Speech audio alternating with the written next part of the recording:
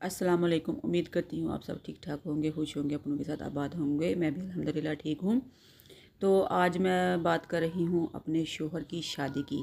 और आप सोच रहे होंगे कि इसकी तो बेटी भी है, फिर भी शोहर की शादी क्यों करवा रही है, क्या मसले हैं। तो मैं आगे चल के आपको वीडियो में बताऊँगी। वीडियो को लास्ट तक ज़रूर देखना और मेरे चैनल को सब्सक्राइब करना और मुझे कमेंट्स में बताना कि आपको मेरी बातें कैसी लगी, झूठ लगी या सच लगी। लेकिन ये मैं सच बोल रही हूँ। तो जी मेरी शादी को हो गया 14 साल। 14 साल में मेरे बच्चे नहीं हुए। जो मेरी बेटी है वो मैंने अडॉप्ट की है अपने शोहर के बड़े भाई से। तो मैं इसलिए नहीं कहना चाह रही थी वीडियो में क्योंकि मेरे अम्मी और अब्बू को नहीं पता था कि मैं फ़याज़ की अपने शोहर की शादी करवा रही हूँ।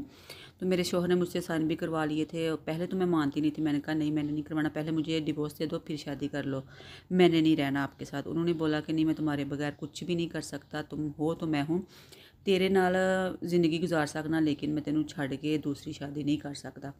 तो फिर मैं भी मजबूर हो गई। मैं क्या चलो मेरा शोहर इन्ना मेना कादर पे, तो चलो मैं करवा ही देनी है, की हो जाएगा।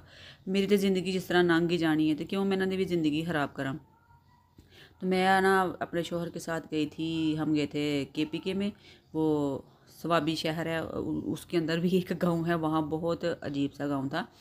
तो लिहाजा उन्होंने हमें जो जिस लड़की के बारे में बोला था उसको तो नहीं, तो उसकी छोटी बहन को बोला था कि इससे करा लें। लेकिन वो हमें पसंद नहीं आई थी। हमने बोला इतनी दूर आके फिर भी हम अपनी पसंद की ना लें तो फिर क्या फ़ायदा।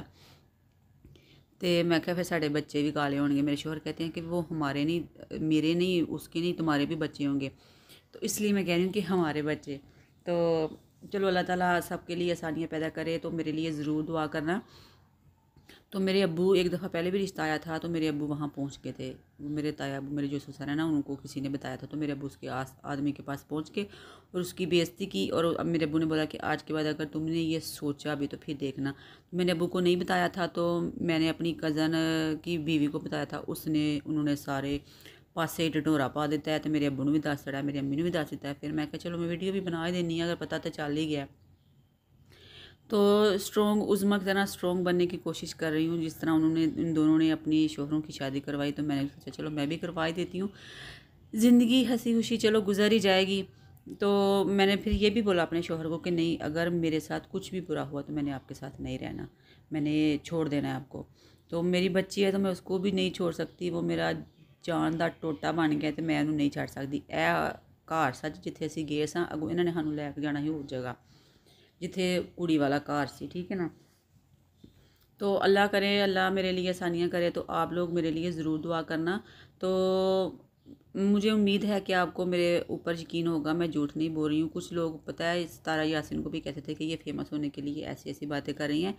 कोई भी फेमस होने के लिए अपने शोहर की शादी नहीं करवाता। बहुत मजबूरी के साथ लोग अपने शोहर की बीवियाँ जो है ना करवाती हैं। इसमें किसी का कोई नहीं जाता, सिर्फ वो अपने दिल पे पत्थर रख के जाती हैं साथ, और बहुत रोती हैं। तो उम्मीद है आपको मेरी बात की समझ आ गई होगी। अगर समझ आ गई तो मुझे कमेंट्स में बताना और दुआ में याद रखना। अल्लाह हाफिज़।